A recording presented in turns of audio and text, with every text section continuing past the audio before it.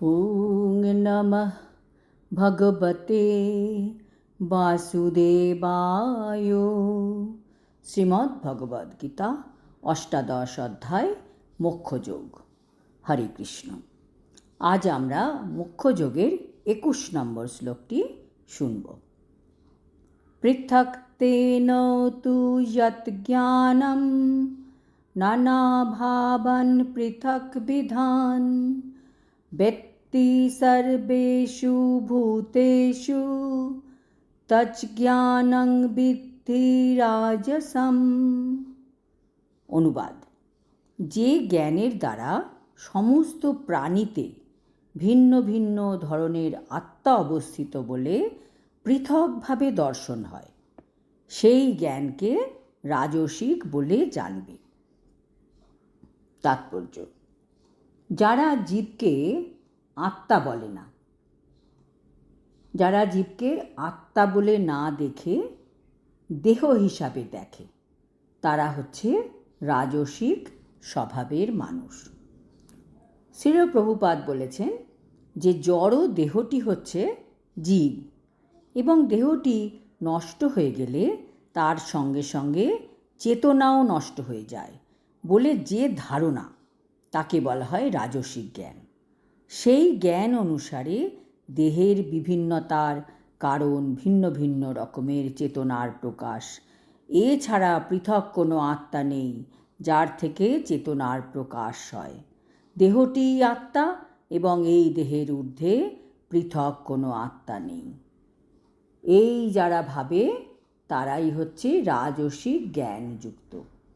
তারা একদম আত্মাকে বিশ্বাস করে না, একদম বিশ্বাস করে না তা না, আবার তারা অবিশ্বাসও করেন না, কিন্তু তাদের ধারণাটি সঠিক নয়। কাজেই তারা আত্মার ব্যাপারে কিছুটা কনফিউজ থাকে। তারা বলে দেহটাই আত্মা, দেহ যখন শেষ হয়ে যায় আত্মাও শেষ হয়ে যায়। এই ধরনের চিন্তা ভাবনা হচ্ছে রাজসিক চিন্তা। এই ধরনের জ্ঞান অনুসারে চেতনা হচ্ছে সাময়িক, অথবা স্বতন্ত্র কোনো আত্মা নেই। রাজসিক ব্যক্তিরা সেটা মনে করে, কিন্তু সর্বব্যাপক এক আত্মা রয়েছে যা পূর্ণ জ্ঞানময়, এবং এই দেহটি সাময়িক অজ্ঞানতার প্রকাশ, কিংবা এই দেহের অতীত কোনো বিশেষ জীবাত্মা বা পরমাত্মা নেই। এই ধরনের সমস্ত ধারণাগুলি রজোগুণ থেকে জাত বলে গণ্য করা হয়। রাজসিক ব্যক্তিদের মত হচ্ছে জীবন একটাই, দেহ চলে গেলে সব কিছু শেষ, কাজেই এই জীবনটা যতটা পারো ভোগ করে নাও, শুধু কাজ করো, পয়সা রোজগার করো আর ভোগ করো। দেহ শেষ হয়ে গেলে আর কিচ্ছু করতে পারবে না, এই তাদের ধারণা। পুনর্জন্মের কোনো কনসেপ্টই তারা বিশ্বাস করে না।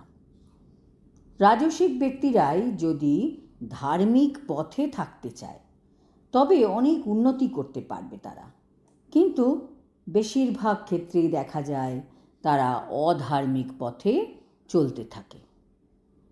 কাজেই আমাদের খুবই সাবধানতার সাথে চলতে হবে, যাতে আমরা আমাদের এই আধ্যাত্মিক পথে অগ্রসরের পথ থেকে ভ্রষ্ট না হয়ে যাই। কারণ ভ্রষ্ট হওয়ার জন্য এই জড়জগতে প্রচুর প্রলোভন ছড়িয়ে আছে চারিদিকে, যাদের আমাদের সাবধানতার সাথে এড়িয়ে চলতে হবে। আজ এই পর্যন্ত। পরের শ্লোকে আমরা তামসিক জ্ঞান সম্বন্ধে বিস্তারিত তথ্য জানতে পারব। হরি ওম তৎসৎ। হরে কৃষ্ণ।